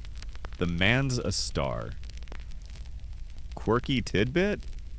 General Tom Thumb, real name Charles Stratton, toured London to packed crowds and even performed for Queen Victoria multiple times. He made more money than most nobles. Outside, a man dressed as Napoleon is challenging people to a duel with spoons. His sign reads, "Beat me and win a pie." You pass. You're still recovering from that jellied calf's foot. You make your way toward Exeter Hall, where tonight's speaker is delivering a lecture titled "How Mesmerism Cures Melancholia and Encourages Godliness." You sit in the back, watching as a man in a waistcoat waves his hands over a volunteer's face. The volunteer goes stiff as a plank and claims he can now speak to dogs. The audience applauds. You're unsure if this is science or theater. Probably both. Humor break number 1. You mutter, "I too speak to dogs." They just don't listen. You duck out before the Q&A devolves into religious shouting. and head toward the Vauxhall Gardens where the entertainment gets wilder. By day, it's a proper park. At night, it becomes something else entirely. Acrobats, fire eaters, sword swallowers, and people dressed as Roman gods posing near fountains. You sip weak ale and watch a woman walk a tightrope while reciting poetry. You cheer when she doesn't fall. You cheer louder when she does a backflip and lands it. You cheer again when someone hands you half a meat pie. Still warm, no visible rodent parts. A rare treat. Mainstream fact? Vauxhall Gardens was one of London's most famous pleasure gardens, offering food, fireworks, concerts, and various amusements for the working and middle classes alike. As the crowd swells, you notice pickpockets weaving through like sharks through a school of fish. You clap one hand over your coin pouch. It's still there. You relax, too soon. A boy taps your shoulder and points behind you. When you turn back, your pie is gone. So is the boy. Classic. You wander off and find a street magician performing coin tricks with a flair that borders on spiritual. He ends the show by swallowing a sword, and the audience loses its mind. One man faints, another shouts, "He's possessed!" You clap until your hands sting. You're drawn next to a dingy tent labeled Cabinet of Curiosities. Inside are jars of pickled lizards, a two-headed kitten, and a taxidermied marmoset wearing a monocle. A man behind the counter says, "That's Sir Winston, the monkey magistrate." You stare, you nod, you leave. Then comes the sound that cuts through the crowd. Music. A string quartet plays near the fountain. Not perfectly, but beautifully enough. People gather. A couple begins to dance. Children clap. For a moment, just a moment, the soot and grime fade. London forgets its pain. You sit on a bench and listen. You don't need tickets, you don't need polish. You just need ears and a moment to breathe. Humor break number 2. The violinist breaks a string mid-song and keeps going like nothing happened. A bystander whispers, "It's not a real performance unless something's falling apart." You raise your mug in agreement. Later, you pass a penny reading event. It's essentially a public book club with one speaker and lots of listeners. Tonight's reader has a booming voice and a love for dramatic pauses. He's halfway through The Lady of Shalott, and the crowd is leaning in like it's a ghost story. You love it. You don't understand all of it, but you love it. Debate? Historians still argue whether Victorian popular entertainment uplifted the masses or simply distracted them from systemic inequality. The answer? Possibly both, and also, who cares if it keeps your mind off frostbite? You end the night at a music hall, the rowdiest of the lot. Women in feathers belt bawdy songs while men clink pints and sing along. One performer stands out, a woman in a top hat, trousers, and a wicked smirk. She sings about chimney sweeps and scandalous kisses. The crowd goes wild. Humor break number 3, someone yells, "I'd marry her!" Another replies, "You can't afford her!" The room erupts. As you step back into the cool night air, the fog greets you like an old friend. Your ears are ringing, your cheeks are sore from smiling. You haven't eaten properly, your shoes are wet, and someone may have spit beer in your direction. But you feel alive. Because even in a city built on soot and sorrow, the people of Victorian London know how to find light. They create it. On stages, in alleyways, in puppet theaters, and pleasure gardens, and tents filled with impossible things. You grin as you head home, the chorus of drunken singers fading behind you. Entertainment isn't just a distraction here. It's a rebellion. A nightly, joyous middle finger to the gloom. You made no money. You got no sleep. But you laughed. And in this city, that might be the greatest luxury of all. You wake up with a sore throat, a bruised toe, and vague memories of a puppet yelling at death. That's how you know the entertainment was good. But today's not about laughter. Today is about progress. Or at least Victorian London's thrilling, terrifying obsession with it. The 19th century is a whirlwind of inventions, experiments, and just enough chaos to make you question whether the whole city is a science fair run by lunatics. Which, let's be honest, it kind of is. You begin your day outside a modest storefront in Soho.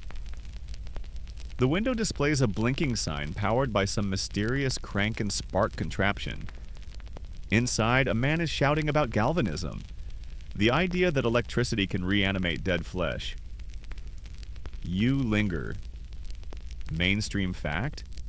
Inspired by the work of Luigi Galvani and later Giovanni Aldini, many Victorian scientists experimented with applying electrical currents to corpses, making muscles twitch and limbs jerk, an eerie precursor to Mary Shelley's Frankenstein.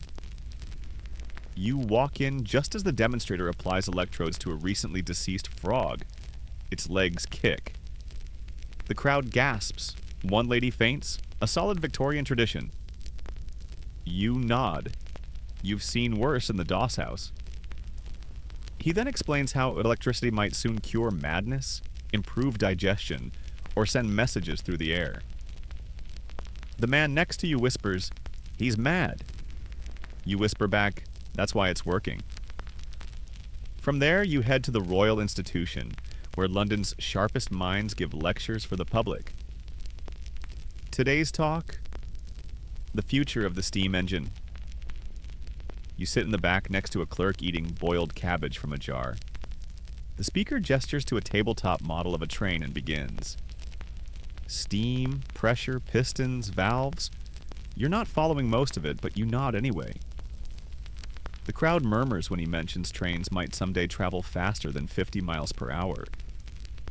A woman clutches her pearls. Someone gasps. But the human body could never survive such speed. Quirky tidbit? Early railway critics claimed traveling too fast would suffocate passengers, melt eyeballs, or cause spontaneous madness.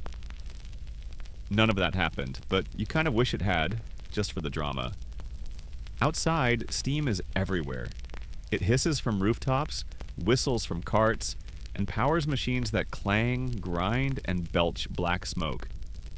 The city's lungs are mechanical now, and they breathe progress whether you like it or not. You wander into a small workshop in Clerkenwell. Inside, a young man demonstrates something he calls the pneumatic message tube, a system of vacuum-powered cylinders that can shoot letters from one part of the city to another in minutes. You watch as he loads a note and releases it with a whoosh. He grins. The future, mate. You nod. As long as it doesn't come back with a rat in it. Historians still argue whether Victorian innovation was driven more by genuine curiosity, colonial ambition, or the sheer panic of not wanting to die poor. Spoiler, all three. Next up, a visit to a photography studio. You've seen the dead-eyed stares and rigid poses before, but today, the photographer is excited. "We've reduced exposure time to under a minute," he says proudly. "Soon, portraits will only take seconds." You nod supportively. He offers to take yours. You accept, assuming a pose you hope says, "I am dignified and not ill with something contagious." Flash, smoke, cough. He shows you the plate. You look haunted. Perfect. Mainstream fact? The daguerreotype revolutionized personal documentation in the 1840s and 50s. Before that, unless you were rich enough to be painted, no one remembered your face. Now, even chimney sweeps could afford a photo, assuming they stood still and didn't blink for 90 seconds. Later, you find yourself in a shop selling home science kits, compasses, chemistry sets, microscopes. One box includes instructions to grow your own crystals. Another claims to detect spirits using magnetic fluid and copper rods. You ask how it works. The shopkeeper winks. Trade secret. You leave with a jar of phosphorescent powder that promises to make your wallpaper glow. You're pretty sure it's just uranium and hope it won't kill you faster than the sewer mold. Humor break number 1. A boy outside is trying to sell invisible ink made of lemon juice. You buy a bottle. The label reads, "Also works as furniture polish and toothache remedy." Versatile. You visit the Great Exhibition in your imagination. It's long gone now, dismantled in 1851, but everyone still talks about it. Held in the Crystal Palace, it showcased the best of Britain's industrial glory. Steam engines, telegraphs, textile machines, and artificial limbs with more joints than your own knees. Quirky tidbit? The exhibition even displayed the world's largest loaf of bread. Apparently, scientific progress also includes carbs. You pause for lunch at a mechanical tea shop where your cup is poured by a steam-powered arm. It hisses, creaks, and splashes everywhere. The future is wet. Outside, people crowd around a man with a megaphone shouting about aeronautics. He claims balloons will one day carry passengers across the English Channel. You're skeptical. A nearby gentleman mutters, "I'll believe it when Queen Victoria skydives." Humor break number 2. You offer, only if she brings her mourning veil. The man wheezes. Next stop, mesmerism parlor. Yes, that's a thing. The practitioner claims to harness animal magnetism to cure coughs, improve memory, and attract suitors. He swings a crystal in front of your face. You stare. You feel sleepy, he whispers. You do. You want to give me money. You don't. You are under my control. You sneeze and walk out. Debate? Historians still argue whether mesmerism was an early psychological breakthrough or just pseudoscience in a fashionable hat. Either way, Victorians lined up for it like it was free gin. As evening falls, you pass a home lit by gaslight, flickering warm and gold behind lace curtains. You think about electricity, the new marvel. Some areas already have it. It's brighter, cleaner, less prone to setting your hair on fire? Probably, but not everyone trusts it. One man told you last week that electric lights would suck the air out of rooms. Another said it was the devil's glow. You're undecided. It feels unnatural, yes, but also kind of magical. You reach your door. Your phosphorescent wallpaper sample glows faintly in your pocket. You wonder if it'll give you dreams or cancer. You decide to find out. Back in your room, you light your candle and write in your journal. Today I watched a frog dance, dodged a pneumatic letter tube, got mesmerized by a man in velvet, and nearly bought a steam-powered toothbrush. If this is the future, I might just survive it. Humor break number 3. You add, unless the phosphorescent wallpaper eats me first. Then all bets are off. You lie in bed, mind buzzing like a faulty telegraph. The city outside clanks and puffs and rattles, steam billowing from rooftops like the dreams of mad inventors. Tomorrow there will be something new. Something weird. Something possibly illegal and definitely untested. But tonight you sleep beneath a ceiling that might someday be lit by a filament of glowing wire. And you dream of flying teacups, electric coffins, and trains that never stop. Because progress never sleeps, and neither does London. There's no alarm clock, just the shriek of a coal cart's metal wheels grinding across cobblestone, followed by a shout that may or may not include the word fire. You sit up, blink, and inhale a lungful of fog and whatever your neighbor is burning for warmth. Smells like socks, again. But you don't mind today, because today you're tuning your ear to power. Not the kind that runs machines or lights gas lamps, but the kind that whispers behind lace curtains, roars in Parliament, and prints pamphlets under the cover of night. Today, you're walking into the salons, pubs, and back alleys of Victorian politics, propaganda, and royal gossip. You start on Fleet Street, the heartbeat of London's press. You pass newsboys yelling headlines, half of which are definitely made up. But they're loud and dramatic, and that's what sells. Mainstream fact? By the late 1800s, London had more than 200 newspapers and periodicals in circulation. Some were serious, most were delightfully scandalous. A boy shoves a crumpled copy of the Illustrated Police News into your hand. The front page shows Queen Victoria crying, a chimney sweep marrying a duchess, and a man being attacked by a ghost. You look up. All that in one day? He shrugs. London. You read as you walk. Victoria may have fainted during a royal dinner. A member of parliament was caught with trousers in disarray. And there's a mysterious fire in a workhouse that the paper strongly implies was started by anarchists, socialists, or angry pigeons. You pass a pub in Soho with a chalkboard outside. Debate night. Topic: should women vote or stay quiet and make soup? You sigh. Time to dive in. Inside, it's warm and crowded. A man in a vest is pounding the bar, shouting about universal suffrage, while a woman with soot on her hands quotes Mary Wollstonecraft and tells him to shut up. You love her immediately. You sit beside a young radical reading a hand-printed pamphlet titled The Working Man's Curse. He offers you one.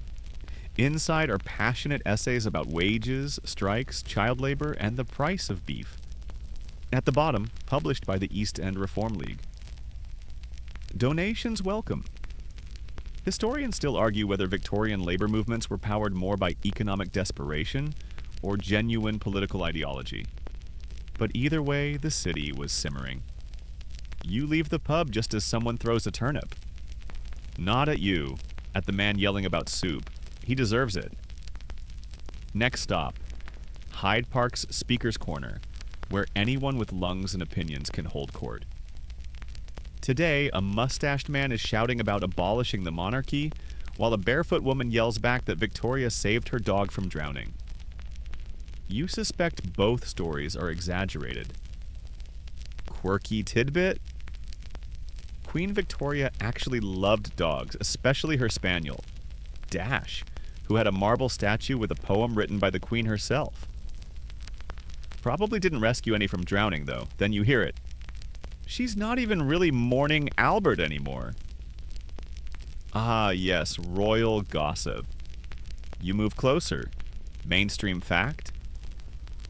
After Prince Albert's death in 1861, Queen Victoria wore black for the rest of her life and withdrew from public duties for years, prompting criticism and conspiracy theories from every corner. The woman speaking now insists that Victoria is secretly meeting a Scottish servant named John Brown. Another says they're married. Someone gasps. Someone else mutters, "He's not even noble." You sip weak tea and absorb the chaos. Everyone here knows everything, and absolutely none of it is confirmed. Humor break number 1. A man beside you says, "I heard the Queen eats onions for breakfast and speaks to birds." You nod. At this point, I'd believe it. You stroll toward Parliament, where the real power resides, or at least where it wears better wigs. The building is massive and ornate. Gothic as all get out, but it smells faintly of damp carpet and debate. You can't go inside. Your boots alone would be scandalous. But you linger near a group of men discussing the Poor Law amendments. One argues it's helping the destitute. The other snarls, "It's just a nicer way to starve us slowly." Mainstream fact? The 1834 Poor Law Amendment Act made life in workhouses intentionally unpleasant, based on the idea that welfare should deter all but the most desperate. Spoiler, it worked. Too well. You pass by a man painting political cartoons in the street. His drawing shows a bloated nobleman eating coins while children pick through trash. Above it, Parliament's dinner. A copper walks by, glances, and keeps walking. You realize free speech is tolerated, but only just. Push too far and you get arrested, or worse, forgotten. Back in the East End, you pass a hidden print shop. Inside, 2 women are running a radical press. One is setting type for a piece on factory conditions. The other is printing leaflets titled, "Votes for Women?" Yes, please, they wink at you. You ask what happens if they're caught. The answer? We reprint it somewhere else. Humor break number 2. You suggest a headline. London's still terrible, but now slightly woke. They cackle. One hands you a flyer. As evening falls, you wander into a chapel. Tonight's sermon is about temperance, and the preacher is delivering a fiery speech against gin, dance halls, and women wearing trousers. He sounds deeply afraid of joy. People cheer, Others roll their eyes. Outside, someone hands you a pamphlet titled 10 Ways Gin is Ruining Your Soul. You tuck it into your coat next to a bottle of gin. Debate? Historians still argue whether Victorian reformers genuinely wanted to help the poor or just control them more efficiently. The truth? It's complicated, like everything else in this city. Humor break number 3. You read one more newspaper headline. Cholera outbreak linked to improper hat etiquette. You don't even blink anymore. As the fog rolls in, you sit on the edge of the Thames, watching the lights flicker across the water. The city hums with arguments and sermons, poetry and protest. There's power here, not just in the palaces and parliament, but in the press, in the pubs, in the people. Change is slow, yes, but it's crawling through the cobblestones just under the grime. You finish your tea and crumple the pamphlet in your pocket. Not because you don't care, because you're tired, but you'll keep it. Tomorrow maybe you'll march, or maybe you'll write something of your own. The cold tonight is different. Not the sharp slap of early morning frost, not the damp chill of midday fog, but something heavier, thicker. The kind of cold that seeps into your ribs and whispers, "You're not getting warm again, friend." You tighten your coat and press on. The streets are mostly empty now. Even the drunks are dozing in doorways, curled up like dogs beside half-finished bottles, and memories that hurt too much to name. The city exhales smoke and silence. You've survived another day in Victorian London. But before you curl up in your splintered bed, there's still one more thing to do. Say goodnight to the city itself. You begin in the heart of the East End, where most people live too many to a room and too few to a bed. You pass the Doss House, full tonight, and the overflow lying beneath doorways with newspapers tucked under their arms and socks pulled up over their hands. You see a boy trying to sleep upright, leaning on a boot that isn't his. You drop your last farthing in his tin and keep walking. Mainstream fact?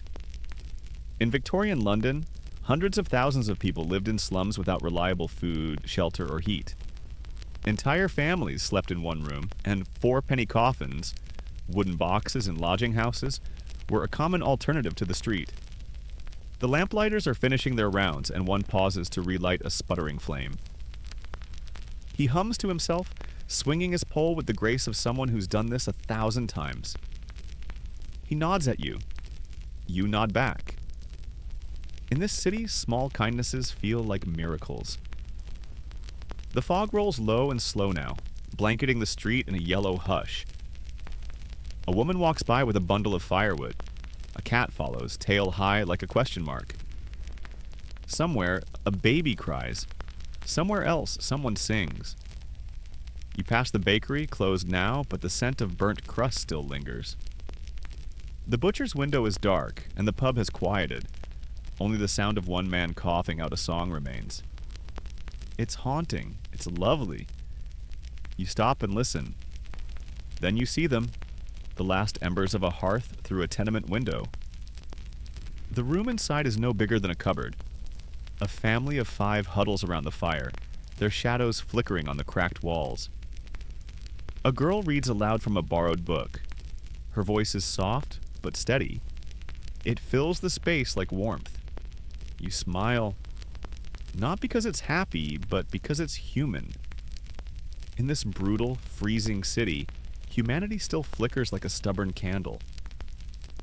Quirky tidbit? Victorian families often burned anything flammable to survive the cold, including old shoes, furniture legs, and even dried up cow dung imported for fuel. Resourceful? Yes. Smelly? Also yes. You head home, feet dragging. You're bone-tired now, but the city is still murmuring. Pigeons rustle on rooftops. Chimneys sigh. Distant hooves clatter over cobbles. Historians still argue whether London in this era was more remarkable for its grandeur or its grit. But for you, the answer's easy. It's both. It's the clash of opulence and rot. Royalty and rats. The Queen's carriages and the barefoot boys running alongside them. You stop at your stoop, glance up at the stars, well, where the stars should be, and sigh. You're not royalty. You're not a reformer, a scholar, or a poet, but you're here. You're part of it, and that means something. Humor break number 1. You whisper, "Tomorrow I'll rise early, clean my boots, and start fresh." Then laugh. You've never risen early in your life. You climb the stairs. Each step groans like it's offended by your presence. Your neighbor's door is cracked open. She snores like a trumpet in distress. You smile, tiptoe past, and let yourself in. Your room is quiet, cold. The mattress is still damp, but it's yours. You hang your coat by the fireless hearth and light your last candle. You stare into the flickering flame. It dances like the city, stubborn, unsteady, still burning. You curl up beneath your blanket, more holes than wool, and pull it to your chin. The silence settles, and slowly London fades. Humor break number 2. You whisper, "Good night, sewage." "Good night, soot." "Good night to the rat that lives in my boot." Wind rattles the window. You smile. Mainstream fact? By the end of the 19th century, London's slums were slowly being replaced by planned housing, public baths, and early welfare programs, though it would take decades for real change to reach everyone. You let that hope carry you into sleep. And now, the candle flickers lower now, its light soft and tired. The shadows in your little room stretch and sigh, curling into the corners like sleeping cats. The sounds outside, boots on cobblestones, the creak of wagon wheels, distant coughing, have faded to gentle murmurs, the heartbeat of a city that never fully sleeps. You shift beneath your blanket, the scratch of the fabric familiar now, almost comforting. The air is cold, but not unkind. It wraps around you like old wool, heavy but familiar, as if even the chill has learned to live with you. Your mind drifts backward, over fog-drenched streets, rattling carriages, gas lamps, and alleyways. You walked them all.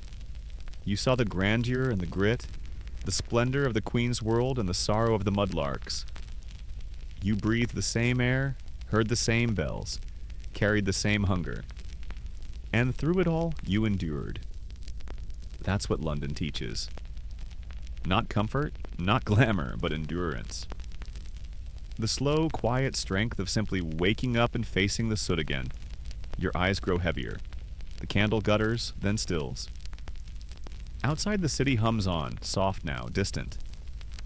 The fog returns, thick and sleepy. It wraps the rooftops, tucks in the chimneys, hushes the night. Breathe in. Exhale slow. You're warm enough. You're safe enough. Let the streets fade. Let the footsteps fall away.